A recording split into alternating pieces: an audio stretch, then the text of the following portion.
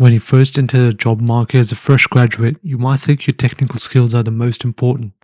For me, that was programming under the banner of being a software engineer.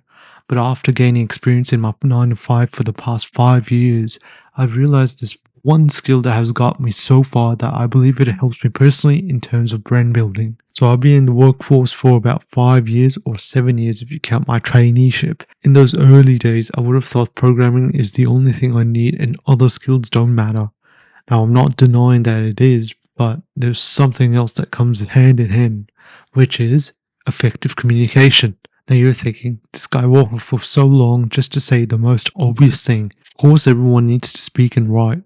The thing is, it's one of the least focused skills we talk about in terms of any professional pathway. But in order to get something you want, you need to face some people in the way. And when you're in the job, like in my case, boy, you're up for some speaking. You then start to realize that it's not all about sitting in one corner all day. It's about teamwork, being able to communicate to get your part done, helping the stakeholders, and then you move ahead. Well, not necessarily in terms of the corporate ladder, but building relationships within your organization that frankly becomes a bit of a testimonial of yourself, like a personal brand IRL or in real life. You see, this took me quite a while to realize this. I mean, not even till I entered my fourth paying job. Initially, in my first job, there was a lot of things I needed to improve where I was communicating with the clients, but I wasn't forming relationships with them, rather becoming very transactional. Now, you might say, but no one cares about you when you leave your job. And that's correct to some extent. But let's say if something happens to your job and the clients you've been working with consistently is forced to deal with someone else. Now, I want to dive deep and put you in this scenario because in their perspective, they would be saying, but I don't want to work with someone else. I want this guy because I'm too used to him and he does the job well. Think of this way. You walk into a car dealership to buy a car. You meet a sales rep to get a deal with the car you're interested in.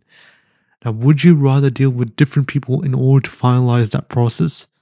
I certainly wouldn't. I would have the same person finishing this deal off and get my car. Why? Because I've already formed that relationship with them where they know my situation and what I'm after. Dealing with someone else would require me to explain what I want again, which then leads me to lose more of my time, which leads to my next point.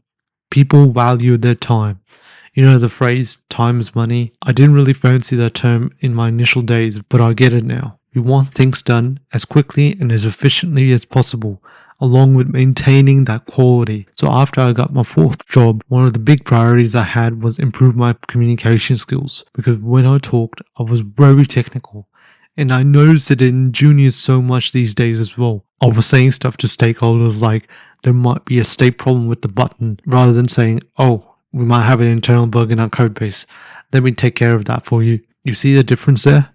Because I guarantee you, most of the time, the clients you're dealing with don't have the technical background that you have, where it's the same way the other way around in terms of their nature of the organization. And to be honest, when I look back at it, it's made me realize that people who want to deal with the product want someone that they can talk about comfortably. That's why I try to make sure that I'm able to communicate in a common language, trying to make the effort to be a bit more relatable. Now, some people say that I'm introverted and I'm just not naturally built for this. Look, I hear you and I've been there as well, but we need to get out of our comfort zone to improve ourselves.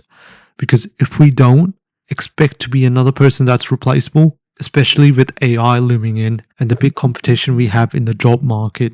So the first thing I did when I got into my fourth job is to make sure I have a good relationship with my supervisor and manager. Now, I know some people come in with some grudge later in the job, but you have to remember, a job is a job. Not everything's going to be perfect like it's rainbows and butterflies. So go out and build that working relationship. This allows you to improve your speaking skills and communication. Same goes with co-workers as well. Now, at some point, depending on the type of work you do, you're going to speak to different people in different areas. I know in big enterprises, this is challenging because of the structures put in place, but for small organizations or businesses, this becomes a huge opportunity to introduce yourself and set yourself to be that go-to person. This happened to be a couple months later when I started that job where my senior was leaving for another company and he maintained a relationship with the client that didn't want to lose him so badly. Now, there was a couple of other people around, but the senior chose me to be introduced for this client. And so far, it turned out pretty good.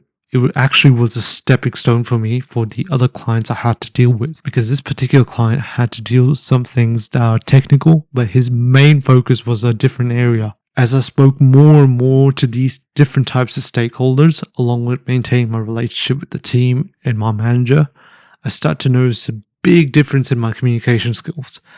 I get into situations where I'm able to meet new stakeholders and form good relationships with them.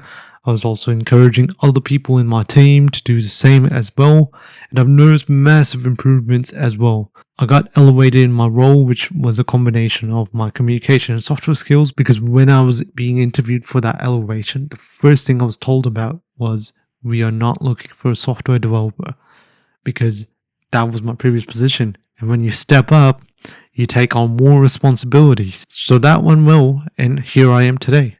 I've had some good outcomes, some are personal, which I'd like to keep to myself. But one thing for sure is that it allowed me to communicate outside of work and think more about my personal brand.